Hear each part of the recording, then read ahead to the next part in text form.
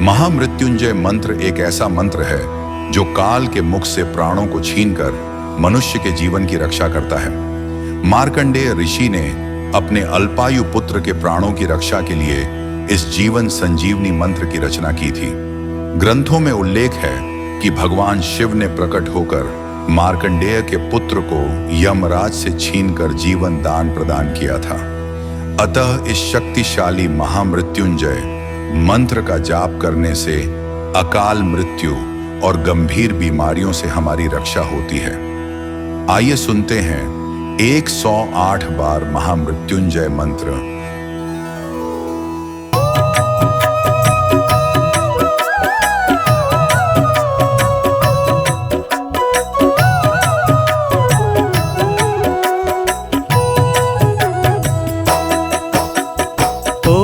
त्र्यंबकं यजामहे सुगंधिं पुष्टिवर्धनम् उर्वारुकमिव बन्धनान् मृत्योर्मुक्षीयमामृतात्।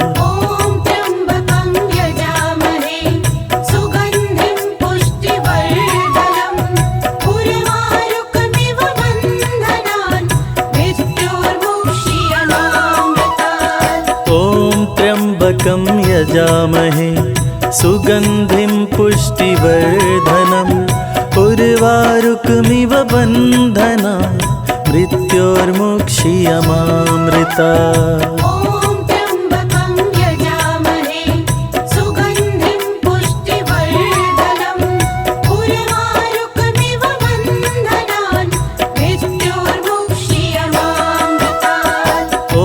त्र्यंबकं यजामहे सुगंधिं पुष्टिवर्धनम् उर्वारुकमिव बन्धनान् मृत्योर्मुक्षीयमामृतात्।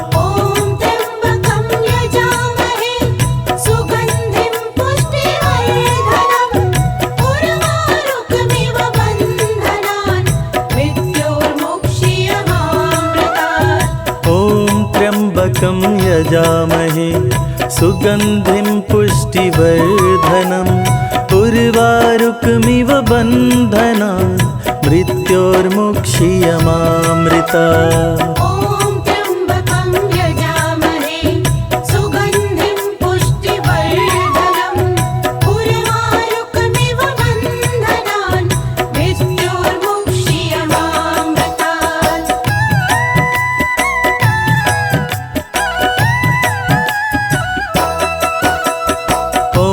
त्र्यंबकं यजामहे सुगंधिं पुष्टिवर्धनम् उर्वारुकमिव बन्धनान् मृत्योर्मुक्षीयमामृतात्।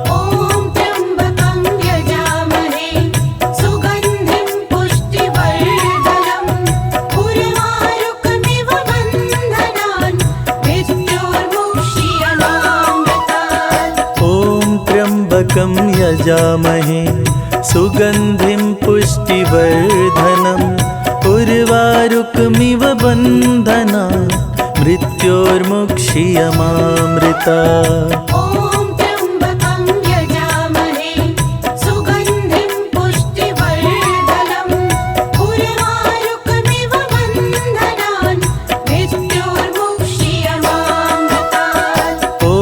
त्र्यंबकं यजामहे सुगंधिं पुष्टिवर्धनम् उर्वारुकमिव बन्धनान् मृत्योर्मुक्षीयमामृतात्।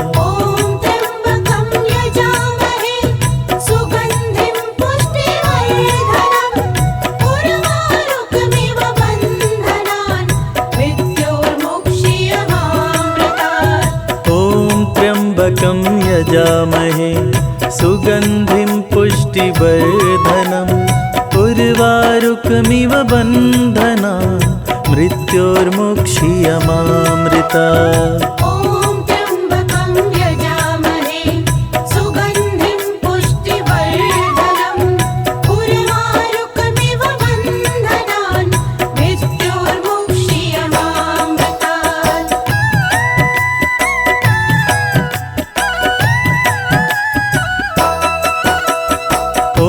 त्र्यंबकं यजामहे सुगन्धिं पुष्टिवर्धनम् उर्वारुकमिव बन्धनान् मृत्योर्मुक्षीयमामृतात्।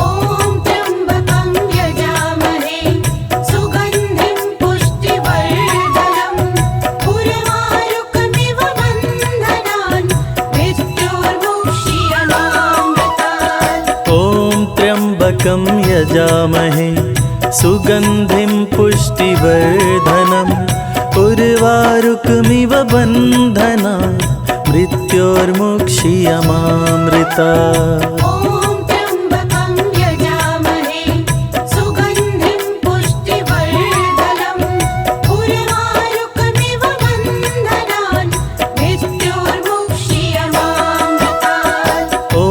त्र्यम्बकं यजामहे सुगन्धिं पुष्टिवर्धनम् उर्वारुकमिव बन्धनान् मृत्योर्मुक्षीयमामृतात्।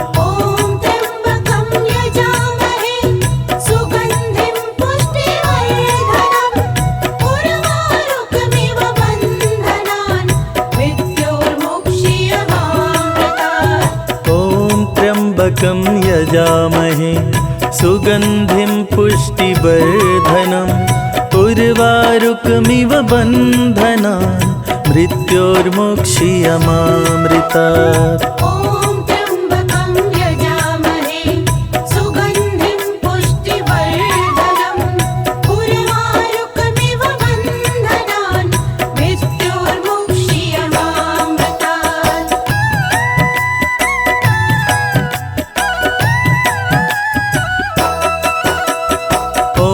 त्र्यम्बकं यजामहे सुगन्धिं पुष्टिवर्धनम् उर्वारुकमिव बन्धनान् मृत्योर्मुक्षीयमामृतात्।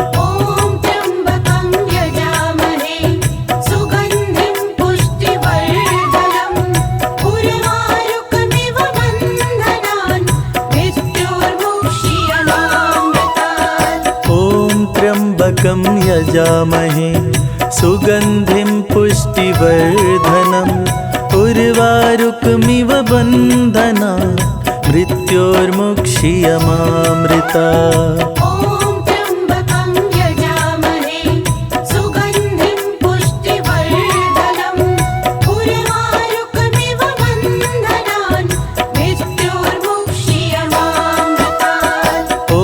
त्र्यम्बकं यजामहे सुगन्धिं पुष्टिवर्धनम् उर्वारुकमिव बन्धनान् मृत्योर्मुक्षीयमामृतात्।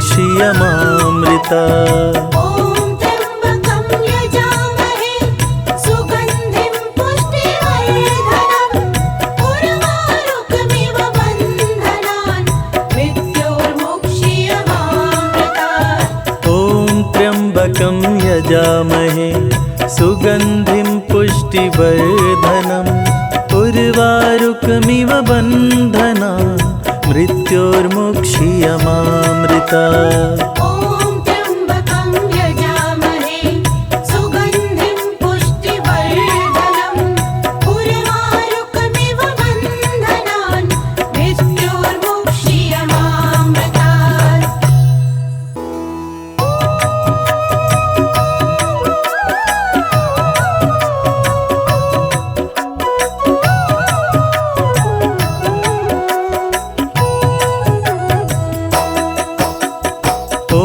त्र्यम्बकं यजामहे सुगन्धिं पुष्टिवर्धनम् उर्वारुकमिव बन्धनान् मृत्योर्मुक्षीयमामृतात्।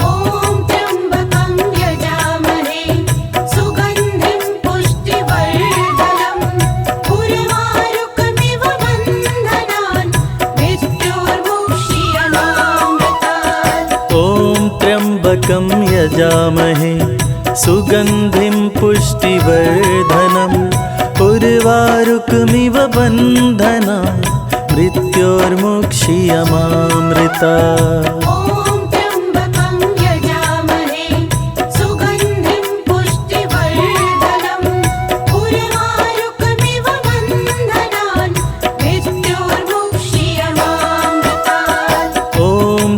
त्र्यम्बकं यजामहे सुगन्धिं पुष्टिवर्धनम् उर्वारुकमिव बन्धनान् मृत्योर्मुक्षीयमामृतात्। ॐ त्र्यम्बकं यजामहे सुगन्धिं पुष्टिवर्धनम् उर्वारुकमिव बन्धनान् मृत्योर्मुक्षीयमामृतात्।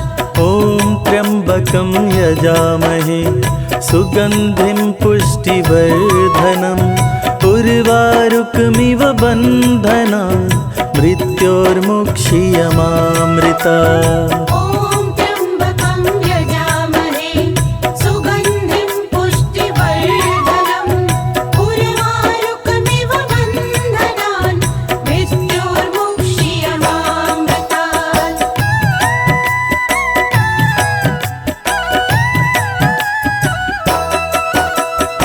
ॐ त्र्यम्बकं यजामहे सुगन्धिं पुष्टिवर्धनम् उर्वारुकमिव बन्धनान् मृत्योर्मुक्षीयमामृतात्। ॐ त्र्यम्बकं यजामहे सुगन्धिं पुष्टिवर्धनम् उर्वारुकमिव बन्धनान् मृत्योर्मुक्षीयमामृतात्। ॐ त्र्यम्बकं यजामहे सुगन्धिं पुष्टिवर्धनम् उर्वारुकमिव बन्धनान् मृत्योर्मुक्षीयमामृतात्। ॐ त्र्यम्बकं यजामहे सुगन्धिं पुष्टिवर्धनम् उर्वारुकमिव बन्धनान् मृत्योर्मुक्षीयमामृतात्।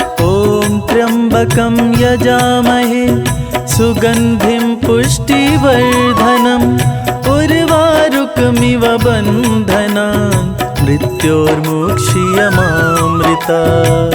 ॐ त्र्यम्बकं यजामहे सुगन्धिं पुष्टिवर्धनम् उर्वारुकमिव बन्धनान् मृत्योर्मुक्षीयमामृतात्।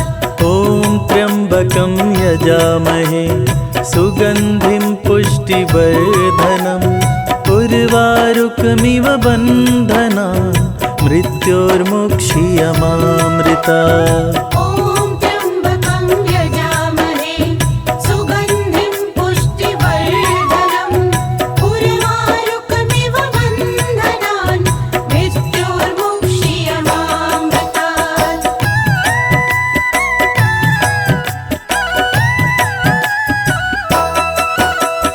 ॐ त्र्यम्बकं यजामहे सुगन्धिं पुष्टिवर्धनम् उर्वारुकमिव बन्धनान् मृत्योर्मुक्षीयमामृतात्। ॐ त्र्यम्बकं यजामहे सुगन्धिं पुष्टिवर्धनम् उर्वारुकमिव बन्धनान् मृत्योर्मुक्षीयमामृतात्। ॐ त्र्यम्बकं यजामहे सुगन्धिं पुष्टिवर्धनम् उर्वारुकमिव बन्धनान् मृत्योर्मुक्षीयमामृतात्। ॐ त्र्यम्बकं यजामहे सुगन्धिं पुष्टिवर्धनम् उर्वारुकमिव बन्धनान् मृत्योर्मुक्षीयमामृतात्। ॐ त्र्यम्बकं यजामहे सुगन्धिं पुष्टिवर्धनम् उर्वारुकमिव बन्धनान् मृत्योर्मुक्षीयमामृतात्। ॐ त्र्यम्बकं यजामहे सुगन्धिं पुष्टिवर्धनम् उर्वारुकमिव बन्धनान् मृत्योर्मुक्षीयमामृतात्। ॐ त्र्यम्बकं यजामहे सुगन्धिं पुष्टिवर्धनम् उर्वारुकमिव बन्धनान् मृत्योर्मुक्षीयमामृतात्। ॐ त्र्यम्बकं यजामहे सुगन्धिं पुष्टिवर्धनम् उर्वारुकमिव बन्धनान् मृत्योर्मुक्षीयमामृतात्।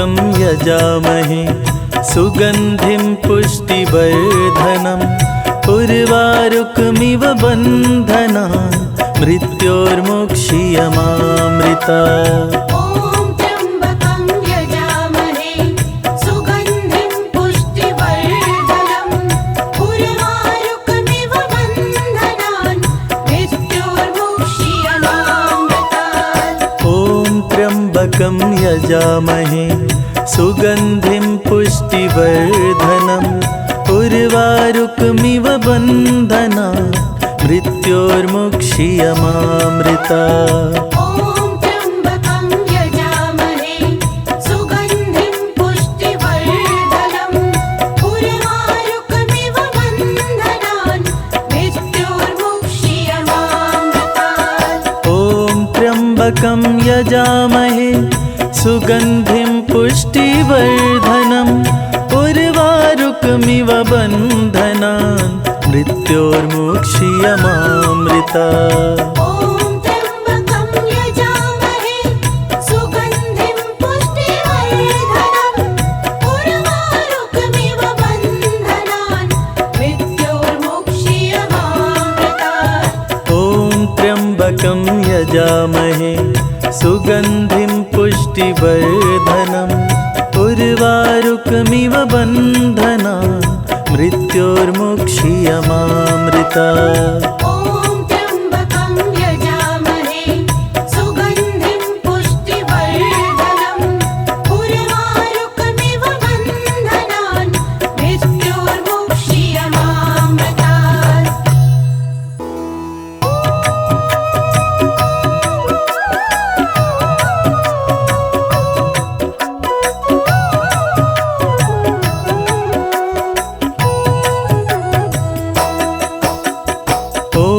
त्र्यम्बकं यजामहे सुगन्धिं पुष्टिवर्धनम् उर्वारुकमिव बन्धनान् मृत्योर्मुक्षीयमामृतात्। ॐ त्र्यम्बकं यजामहे सुगन्धिं पुष्टिवर्धनम् उर्वारुकमिव बन्धनान् मृत्योर्मुक्षीयमामृतात्। ॐ त्र्यम्बकं यजामहे सुगन्धिं पुष्टिवर्धनम् उर्वारुकमिव बन्धनान् मृत्योर्मुक्षीयमामृतात्। ॐ त्र्यम्बकं यजामहे सुगन्धिं पुष्टिवर्धनम् उर्वारुकमिव बन्धनान् मृत्योर्मुक्षीयमामृतात्। ॐ त्र्यम्बकं यजामहे सुगन्धिं पुष्टिवर्धनम् उर्वारुकमिव बन्धनान् मृत्योर्मुक्षीयमामृतात्। ॐ त्र्यम्बकं यजामहे सुगन्धिं पुष्टिवर्धनम् उर्वारुकमिव बन्धनान् मृत्योर्मुक्षीयमामृतात्। ॐ त्र्यम्बकं यजामहे सुगन्धिं पुष्टिवर्धनम् उर्वारुकमिव बन्धनान् मृत्योर्मुक्षीयमामृतात्। ॐ त्र्यम्बकं यजामहे सुगन्धिं पुष्टिवर्धनम् उर्वारुकमिव बन्धनान् मृत्योर्मुक्षीयमामृतात्।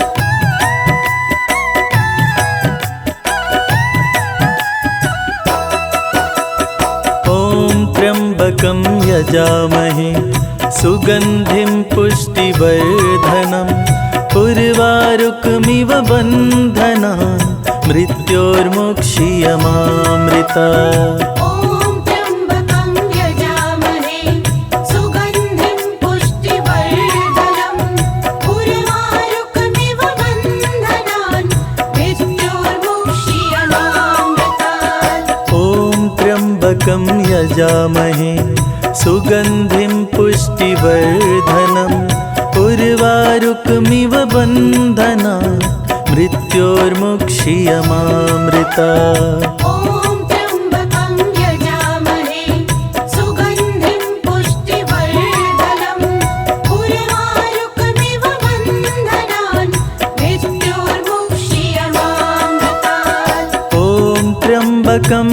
यजामहे सुगन्धिं पुष्टिवर्धनम् उर्वारुकमिव बन्धनान् मृत्योर्मुक्षीयमामृतात्। ॐ त्र्यम्बकं यजामहे सुगन्धिं पुष्टिवर्धनम् उर्वारुकमिव बन्धनान् मृत्योर्मुक्षीयमामृतात्। ॐ त्र्यम्बकं यजामहे सुगन्धिं पुष्टिवर्धनम् उर्वारुकमिव बन्धनान् मृत्योर्मुक्षीयमामृतात्। ॐ त्र्यम्बकं यजामहे सुगन्धिं पुष्टिवर्धनम् उर्वारुकमिव बन्धनान् मृत्योर्मुक्षीयमामृतात्।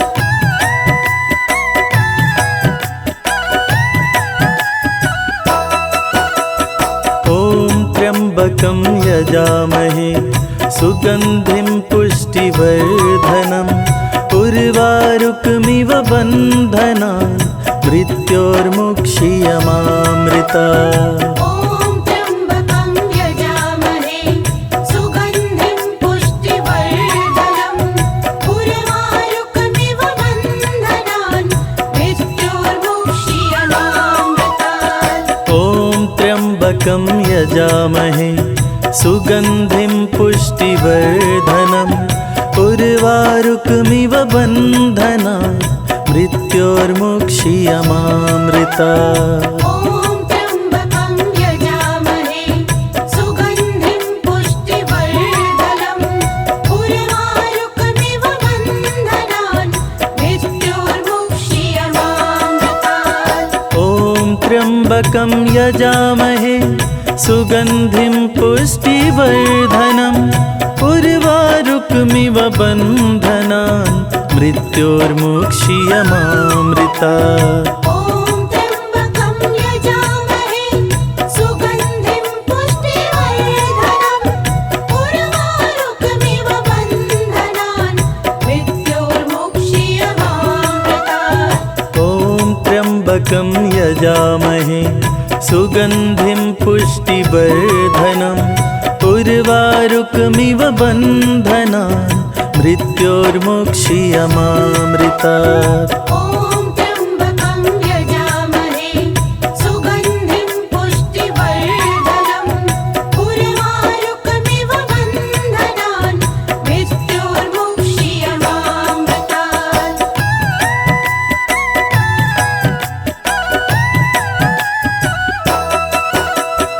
ॐ त्र्यम्बकं यजामहे सुगन्धिं पुष्टिवर्धनम् उर्वारुकमिव बन्धनान् मृत्योर्मुक्षीयमामृतात्। ॐ त्र्यम्बकं यजामहे सुगन्धिं पुष्टिवर्धनम् उर्वारुकमिव बन्धनान् मृत्योर्मुक्षीयमामृतात्। ॐ त्र्यम्बकं यजामहे सुगन्धिं पुष्टिवर्धनम् उर्वारुकमिव बन्धनान् मृत्योर्मुक्षीयमामृतात्। ॐ त्र्यम्बकं यजामहे सुगन्धिं पुष्टिवर्धनम् उर्वारुकमिव बन्धनान् मृत्योर्मुक्षीयमामृतात्। ॐ त्र्यम्बकं यजामहे